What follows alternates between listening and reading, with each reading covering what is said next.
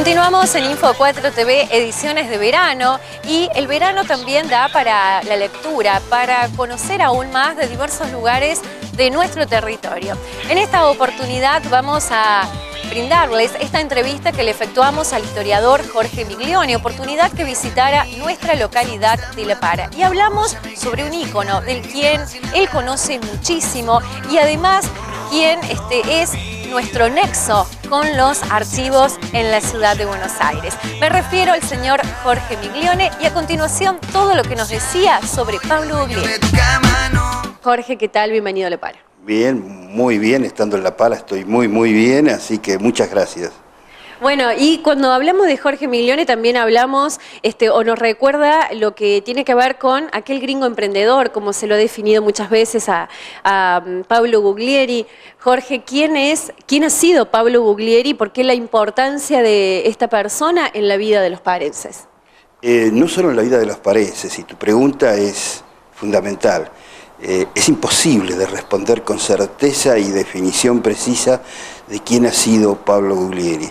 Nosotros llevamos muchos años investigando él, su obra, y estamos convencidos de que si bien hemos llegado a entender y a comprender y a saber, conocer mucho de lo que ha hecho, es mucho más lo que sospechamos que ha hecho, que no tenemos posibilidad de comprobarlo, es mucho más lo que está en elaboración, que es impresionante de lo que hemos podido descubrir de don Pablo, y de ahí podría ser una exacta dimensión de lo que ha sido este hombre, no solo en La Para, que es fundamental, pero donde uno toca un punto donde él ha pasado, ha dejado su impronta muy marcada. Es admirable, un hombre de unas iniciativas y unos emprendimientos constantes, una inquietud y una tosudez para hacerlos también sorprendentes, y que por eso que enamora de su obra, más allá de la personalidad, ¿no? Que no entro a analizarla, pero sí su obra. ¿Cuáles son esos lugares que usted dice que Pablo ha tocado y ha generado grandes obras? Bueno, él viene a la Argentina, empieza a trabajar en el Ferrocarril del Sud como simple obrero, miren lo que estamos empezando a hablar, y rápidamente, en un par de años, se da cuenta que eso no era lo que él quería hacer, emprende un viaje y se va y se afinca en Pigüé, que era una colonia francesa que se estaba generando, incipiente, se asienta ahí y empieza a producir, a explotar madera y a producir productos chacinados que los empieza a mandar a Buenos Aires. Estamos pensando principios del siglo XX, una cosa de locos, impacta muchísimo, empieza a hacer ya alguna diferencia, se asienta ahí y ya se convierte en una personalidad que se comprometía con el medio social en donde estaba. Prueba de ello es que participa activamente en la revolución de 1893 radical, con el regimiento, que eran milicias prácticamente, de ahí de Pigüé, y llega hasta La Plata. Llega a La Plata, entra a la casa de gobierno, toman La Plata, es derrotado que es el movimiento que empieza a encaramar, digamos, a Hipólito Yrigoyen, ¿no? Y derrotada la revolución, por su valentía, por sus actos heroicos y demás, lo permiten a todos estos hombres de Pigüé, con Guglieri incluido, volverse con las armas a su lugar de origen. Ya estábamos pensando de un tipo, bueno, que se mete, un gringo, como podríamos decir, y comprometido con eso. Y sigue, se casa en Pigüé, ahí se da cuenta que tampoco ya eso no era lo que él quería. Él tenía ganas de convertirse en un colonizador, entonces necesitaba tierras, ya había hecho mucha diferencia porque en ese interregno, por eso en ese Guglieri estamos hablando de un hombre que toda su experiencia había sido unos años de albañil semi-analfabeto en Francia, y de ahí, como su estado era deplorable, se viene a la Argentina y en pocos años ya empezaba a ser un colonizador. Si no se quedaba quieto, estaba pensando siempre en progresar, y ese progreso implicaba a la sociedad donde estaba. Se va a otro lugar, que era Deró, campos de un señor Deró. Ahí compra algo de campo, compra otra superficie más y empieza con lo que fue luego la ciudad, la localidad de Deró. Pero no se queda tranquilo con eso. En ese momento Deró dependía del partido de Bolívar, era administrado de Bolívar, y eso le implicaba a Deró una dependencia terrible de lo político, de lo económico, y además el gobierno de Bolívar era en ese momento muy cuestionado por corrupción y demás. Y empieza a luchar contra eso, se involucra totalmente, es más, llega hasta Buenos Aires con esa lucha, hasta que logra lo que fue la autonomía de Deró, sacar a Deró de Bolívar, pasarlo a un nuevo partido que se crea que era Caseros, que hoy en día se hace Deró. Eso fue en 1910, en el medio sufre un atentado que casi lo matan y demás, salvó de casualidad, y ya tenemos otra cosa más, pero dice, bueno, ya está. No. Se había casado, como dije, en Pigüé, con una joven descendiente de franceses, y se va a Europa, es decir, que ya empieza a viajar a Europa, marca también cómo su condición económica iba superándose. En sus campos hace una especie de colonia, lleva un montón de colonos y se establecen todos. Se va, vuelve de Europa y decididamente ya se va a lo que fue o lo que es de nuestra familia el lugar de origen. Compra en la provincia de Buenos Aires, en el partido de Tandil, unas 2.500 hectáreas, pero decididamente, ahí funda directamente, con el sentido y hace toda la tramitación, una pequeña localidad que subsiste hoy, que tiene 104 años, 103 años, que es Gardey. Ahí trabaja durante mucho tiempo, también tiene dificultades, porque hay una maniobra un tanto extraña en el medio, en el cual se ve involucrada. Él se ve involucrado, pero no tiene sentido, y bueno, prescribe eso, pero lo dificulta.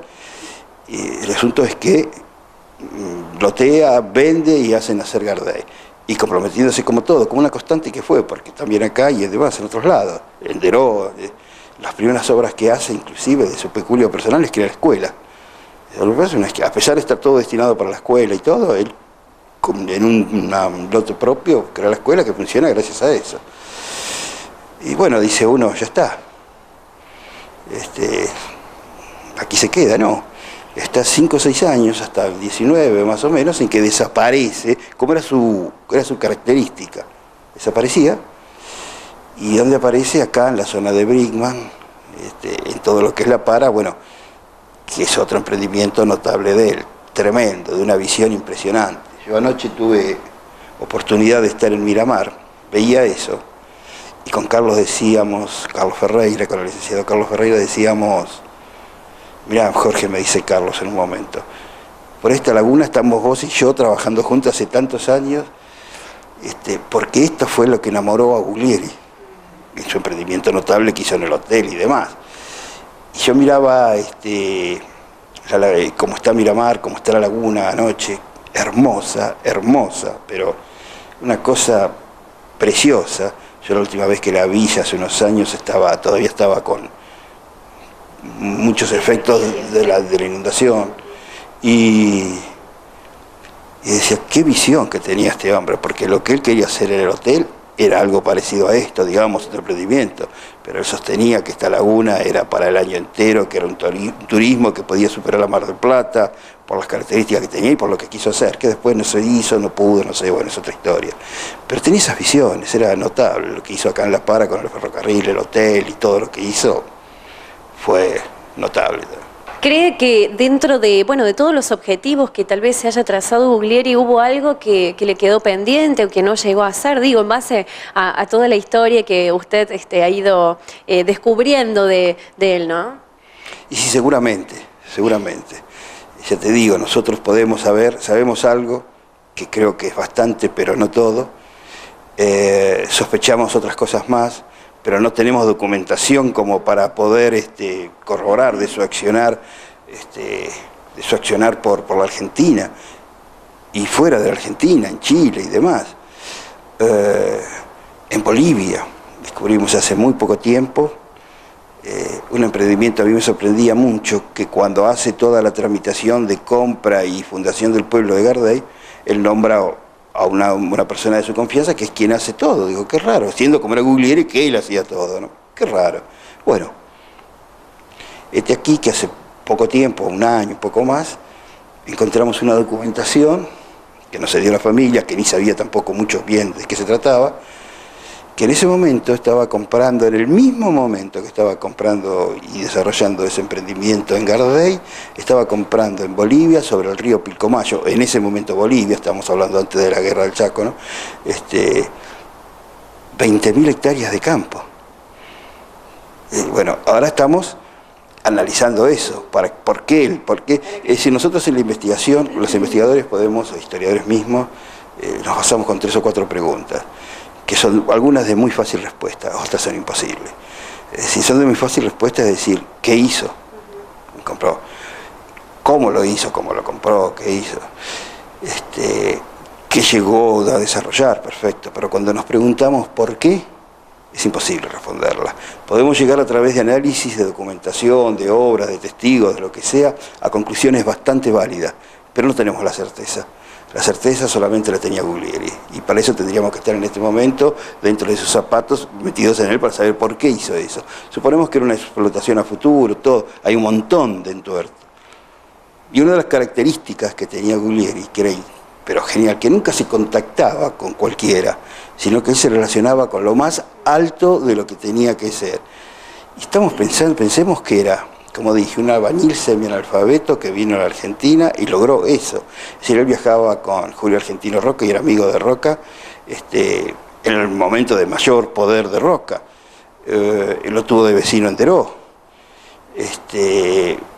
Cuando compra en Bolivia, le compra a quien es un héroe boliviano, prácticamente fundador de toda la zona de Tarija, y ahí le compra a él. Y no es cualquiera, es un hombre realmente notable.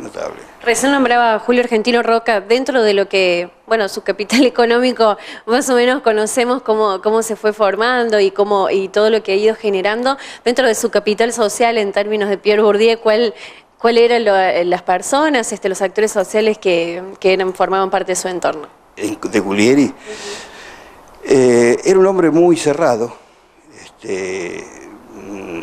Su relación con el medio ambiente, con el medio social no era muy fluida. Era un hombre muy autoritario, era un hombre muy, como dije, muy testarudo.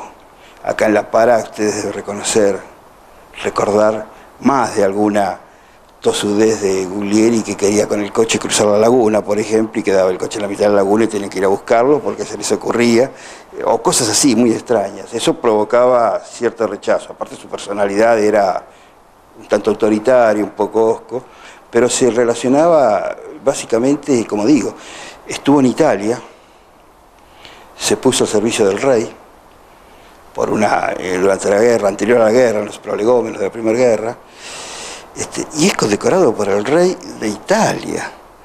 Este hombre, un ignoto personaje, están todas las condecoraciones que deben estar acá también en La Par.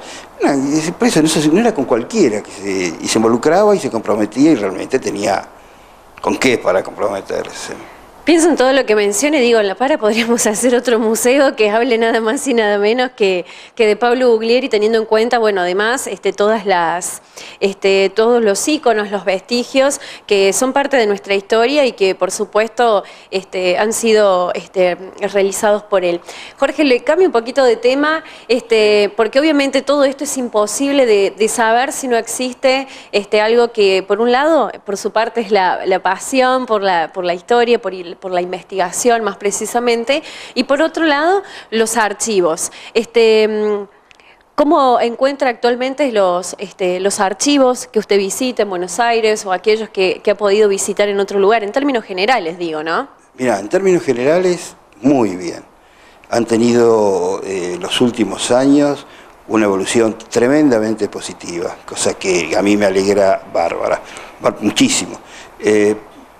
Una evolución en el sentido del ordenamiento que han tenido y en el cuidado del material. Todos sabemos que es difícil, hay que saber, y hay que tener muchos medios para hacerlo. Pero tanto en el AGN, en el Archivo General de la Nación, en la Biblioteca Nacional, estoy hablando de los más grandes, ¿no? Como el Archivo Intermedio, están trabajando, pero con una calidad impresionante. La mayoría de los archivos, afortunadamente, están digitalizando su material, cosa que eso nos beneficia y nos complica. Nos beneficia porque estamos convencidos de que se mantendrá y se conservará el material, que quizás sea más fácil la búsqueda, porque buscar, yo les puedo asegurar que uno, es decir, yo trabajo con muchos historiadores, trabajo con muchos museos y demás, y me dicen, necesito tal información sobre tal cosa, y eso es, muchos piensan, estoy trabajando con gente de Santa Fe ahora, que eso es sí, como ir a un almacén y si quiero una lata de tomate, no, si quiero esto, bueno, tomá, buscá, te dice. Son las horas. Horas y horas y horas que pues, capaz que no. Hay veces que uno tiene la tremenda fortuna de dar justo con el legajo donde está el expediente o la documentación que uno busca. Y hay veces que puede pasar meses, años y demás que no aparece nada. Jorge hablaba de la tecnología y justamente me dio pie para pensar en la siguiente, para decirle la siguiente pregunta, que es justamente esto: ¿en cuánto nos beneficia y en cuánto nos perjudica la tecnología? Pienso de acá unos cuantos años ya no va a haber en cada hogar la caja de las fotos viejas de la abuela o de la familia, donde uno se emocione y encuentre realmente mucha historia, sino que van a ser otros los soportes y las formas de indagar y el hecho de interactuar que no ese documento, ¿no? Sí, sin duda. Pero yo creo que va a pasar lo mismo que pasa con la literatura, con los diarios y demás.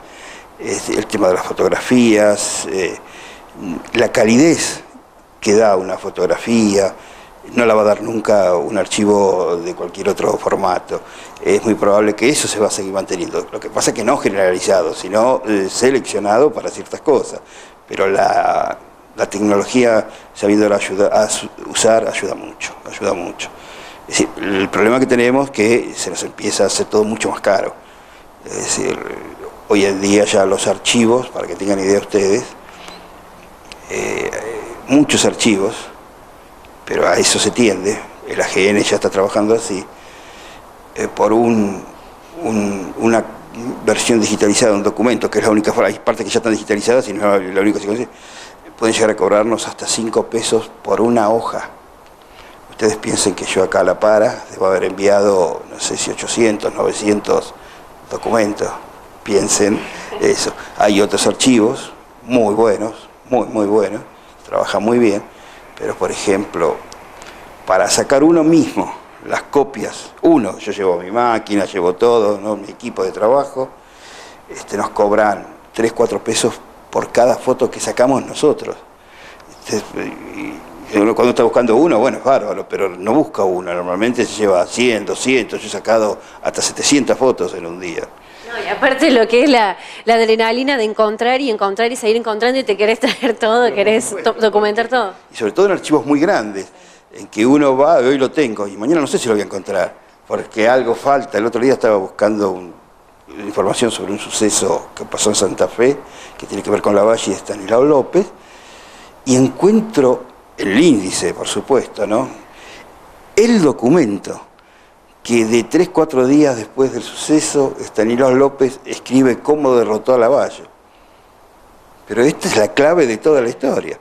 Bueno, pilas de legajos, que es donde estaría eso, eran cerca de 1900 documentos, y estaban todos y no estaba ese. Alguno, era un documento clave, algún pícaro lo hizo desaparecer. Eso con el tema de la digitalización desaparecería, por ejemplo. Bueno, realmente es maravilloso hablar de los archivos. Sé que a mucha gente de nuestro pueblo les interesa. Y bueno, no queremos dejar pasar esta oportunidad de la visita de Jorge Miglioni a La Para. Jorge, cierro con esto que siempre pregunto. Tal vez es muy recurrente, pero depende de cada uno de los entrevistados. Y es justamente cuáles son los desafíos que tienen hoy por hoy los historiadores. Ya hablamos de la tecnología, hablamos de los costos, hablamos de un montón de cosas. Pero de aquí en adelante, ¿cuáles son los desafíos que hay que superar, ¿no?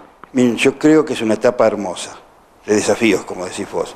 Yo creo que la historia, para mí es una ciencia exacta, pero exactísima. Las cosas se dan de acuerdo a los sucesos que van dando, se van dando. Y nosotros hemos tenido etapas. La historia clásica oficial, estoy hablando de Argentina, ¿no? La clásica historia oficial, toda esquematizada de ahí, que marcaba una realidad supuesta. Con el tiempo empezó un cuestionamiento de eso y surgió todo el movimiento revisionista, que lo que hizo fue lo mismo, pero ponerlo al revés. Todos los que eran buenos eran malos, y todos los que eran malos eran buenos, y los sucesos eran otros. Y en realidad no es ni uno ni lo otro. Pero afortunadamente, que se dio en todo el país, por lo que yo veo que ando, se empezó a hacer a través de las carreras humanísticas, licenciaturas y trabajos en historia. Ustedes deben saber, ¿se acuerdan que los chicos hablarle de historia no quería saber nada? A través de todo esto se empezó a trabajar y a analizar, es decir, el sentido de la historia que yo mencionaba en los primeros casos. El historiador, Mitre y demás los grandes, por ejemplo, partían y escribían la historia partiendo del punto donde querían llegar. Todo lo que servía para esa historia se contaba, todo lo que no servía se eliminaba. Y así se demostraba que era, pero no era. Los otros hicieron lo mismo, y ahora no. Ahora la cantidad y el cúmulo de investigadores profesionales que hay, de un nivel excelente. Hay chicos, yo tengo la oportunidad de trabajar con chicos egresados de las carreras universitarias, tienen una formación espectacular. Y se analiza objetivamente, y se informa objetivamente qué es lo que se debe hacer, para que luego el lector, el interesado, forme su opinión, con la mayor cantidad de datos posibles que uno tiene, le guste o no le guste, y que puede tener su opinión sobre eso. Pero es fundamental, y ese es el compromiso que hay, que se creo, enfrentar este desarrollo de la tecnología, toda la formación que se da a nivel profesional para los jóvenes, y desarrollar realmente una historia que es estos días que estamos viviendo, inclusive, veraz, objetiva, y que dé realmente idea de lo que ha pasado, por qué, cómo. Bueno, el por qué no, como digo, es difícil de responder, ¿no? Pero el cómo, cuándo, dónde, quién, y conocer cosas. Y hay algo que es fundamental, y que ustedes acá en La Para lo ven, y en la zona todo. Yo cuando estoy viajando con esto me emociono, me maravilla, me alegra tanto, es cómo han empezado a tomar importancia las pequeñas historias regionales, locales. Yo venía caminando recién y vi estatuas de personajes de La Para. Eso es hermoso, es maravilloso, porque ahí es donde se sustenta la identidad de la comunidad, los valores de la personalidad, de los hombres, de la gente. Y fundamentalmente, teniendo personalidad, se hace un desarrollo sustentable, seguro. Jorge Miglione, historiador en nuestros estudios en Info 4 TV, muchísimas gracias. No, muchísimas gracias a vos, felicitaciones, porque realmente lo sigo mucho por internet y me sorprenden y me encantan los comentarios, las noticias y el compromiso que tienen. De esta manera, la entrevista con el historiador Jorge Miglione, oportunidad que visitara nuestra localidad de La Para, por supuesto, para recorrer los museos de la región de Ancenusa junto al licenciado Carlos Ferreira y llevar adelante más proyectos e iniciativas. Como decía, Jorge es nuestro nexo con los archivos de Buenos Aires, como también él bien lo mencionaba, y lo aprovechamos para conocer aún más de este gringo emprendedor que tanto caracteriza a los parenses y que tanto tiene que ver con la historia de nuestra localidad de La Para. Nos vamos a la pausa. En el próximo bloque, más información, no se vayan.